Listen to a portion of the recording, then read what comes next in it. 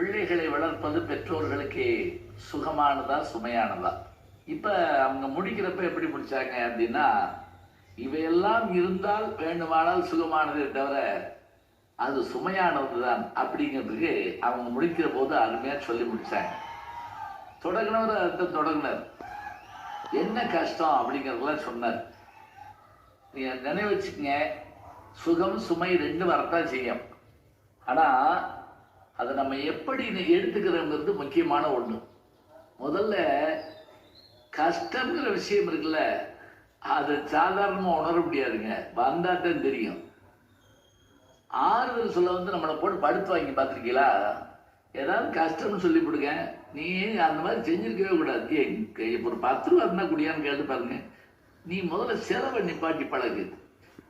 இல்லை ஒரு 10 ரூபா இருந்தாங்க உங்க தலைமுறையிலேயே சிக்கனம்ங்கிறது கிடையாது. டேய் நான் 10 ரூபா தானே கேட்டேன், இதுக்கிட்ட இப்படி சொல்லி சொல்ற. சரி இப்ப இருக்கா இல்லையாப்பா, உனக்கு கொடுத்தா திரும்பி தர மாட்டியே, நீ போடா எந்திரிச்சு, நம்ம வாங்கிட்ட வாங்கல. ஒரு கேள்வி கேட்டா இந்த பாடுபடுறோம், அனுபவிச்சு பார்த்தாதான் தெரியும். சாக்கடிக்கிற மாதிரி இருக்கு சுச்சு, சும்மா போடியா அப்படிமாங்க நம்மள. ஏ 6 100 நீ போடு வந்தப்ப எனக்கு கரண்ட்ல கண்டம் அப்படிமாங்க. இப்ப கஷ்டப்படுறவனுக்கு தான் அதனுடைய சிரமம் தெரியும். நான் வகுப்புல ஒரு முறை கவிதை எழுதி சொன்னேன், பெண்ணுங்கிற தலைப்பில் கவிதை எழுது. இன்னைக்கு இருந்தா நம்ம வாட்டுக்கு இஷ்டத்துக்கு எழுதிப்போம் பெண்ணு. ஒரு பையன் எழுதுன கவிதை எனக்கு மறக்க முடியலைங்க.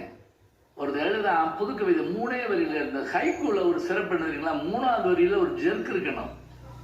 அவன் 3வது வரியிலே அப்படி அசத்தி விட்டான். பிரசவ வேதனையில் மனைவி, வெளியில் வேதனையோடு கணவன், பெண் பிறந்து விடுமோ என்று. பார்த்தீங்களா, அந்த காலத்துல பெண் பிறந்தா அது வேதனைன்னு நினைச்ச காலத்துல இந்த கவிதை எழுதப்பட்டது.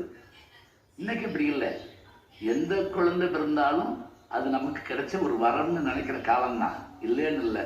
அப்ப வேதனை வேதனை தாங்க. மனம்ங்கிறது என்ன தெரியுமா? கவலை போட்டு வைக்கக்கூடிய இடம்.